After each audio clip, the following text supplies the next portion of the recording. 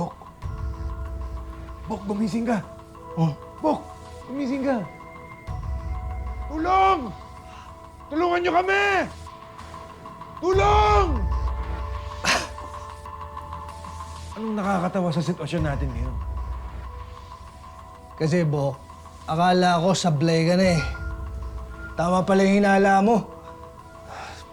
May kalokohan talaga nangyayari dito sa lugar na to. Mas gugustuhin ko ng totoo yung multo. Basta makatakas lang tayo dito.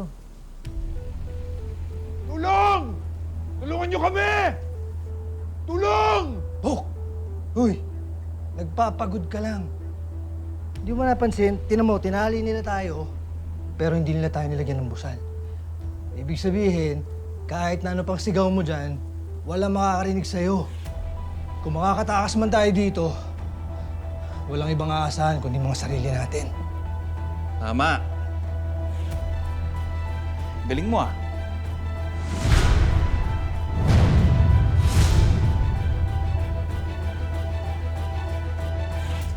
O, Bobby, magtubig ka muna para mahimasmasan ka naman. Teka nga, Bobby. Ano ba yung sinasabi mong multo kanina? Hindi ko naman sinasabi na maniwala kayo sa akin, ano? Pero kahit ako, hindi rin ako makapaniwala dun sa nakita ko.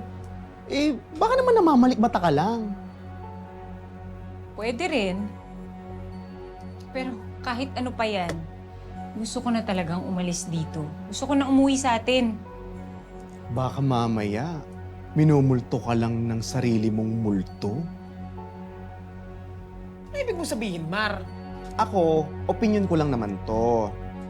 Feeling ko kasi, si Bobby, nagigilty. Kasi, hindi niya maitatago na gusto niya pa rin si Tonyo.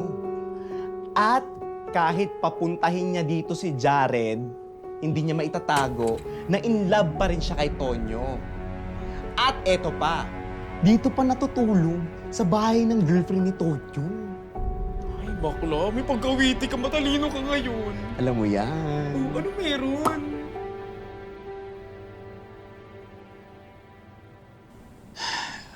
Ang kukulit nyo kasi. Di ba nga, sinabihan ko na kayo. Binigyan ko na kayo ng pagkakataon para hindi na makialam dito. Titigas ng uli nyo eh. O yan ang gagawin nyo ngayon. Pero alam nyo ito alam mo pinagtataka ko lang eh. Ano ba sa palagay nyo makikita nyo rito? Hindi pa namin alam sa ngayon.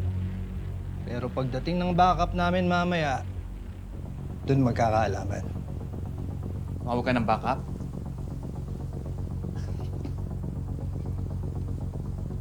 Bok! Bakit mo sinabing may backup na parating? Shh!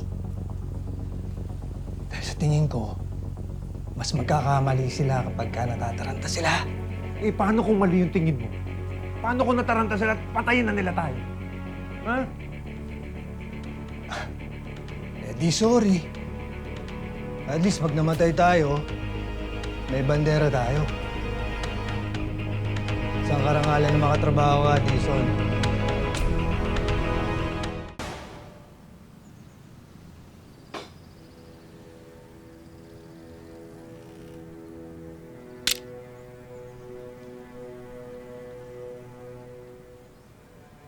Roji, kailangan mo ba talagang patayin si Garcia? Malamang. Paano tayo magsisimula? Kung buhay pa rin yung mokong na yun. Oo, naiintindihan ko naman yun. Tama ka naman.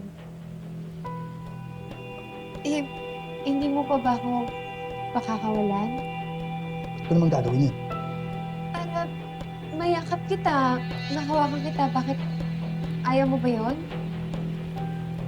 Alam mo kung iniisip mo na natatakas ako, hindi ko gagawin yun. Saan naman ako pupunta? Tsaka, kung ano naman yung gusto kong kasama eh.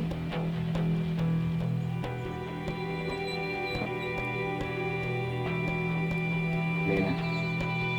Oo, maaaring ang gusto mo ako. Pero hindi ako tanga. Naninigurado lang ako. Baka kasi magbago pa yung isip mo na yan. Pag pinakawalan na kita. Diba?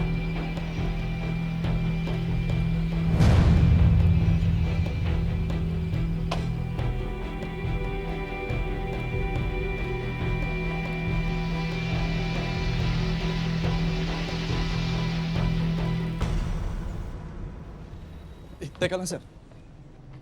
Ang ibig nyo ba sabihin, hanapin natin si Bukol, pero wala tayong alam kung saan magsisimula? Sa ngayon, babalikan muna natin yung mga lugar kung saan huli nakita si Bukol.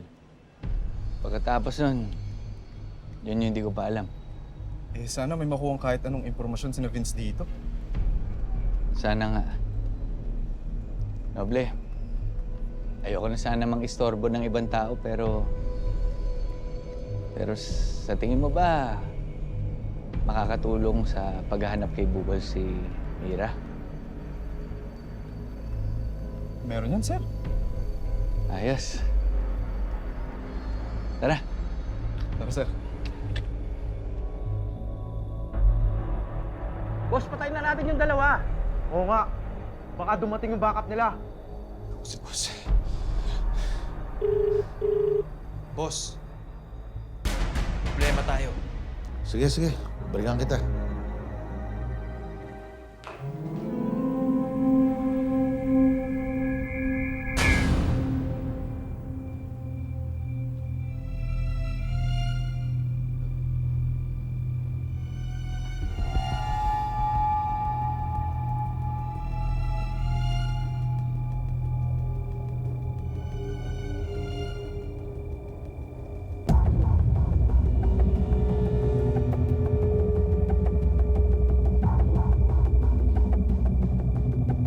Huli mo.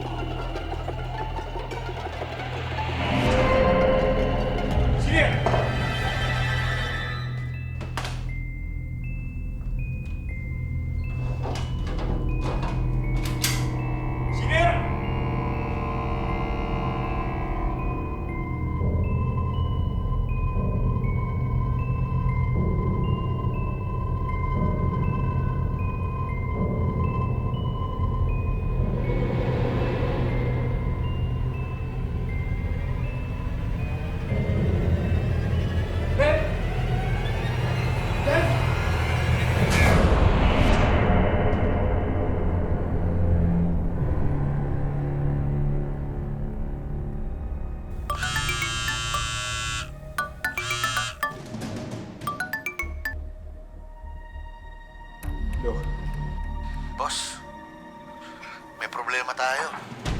Sige. Pagpunta na ako dyan.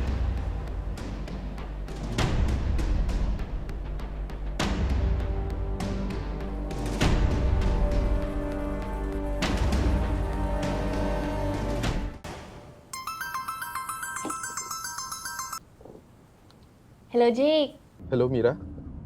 Ano, namiss mo na naman ako? Oo naman, Mira. Wala namang oras na hindi kita namimiss. Di ba off-duty ka? Pwede tayo magkita kung gusto mo. Talaga? O, sige ba?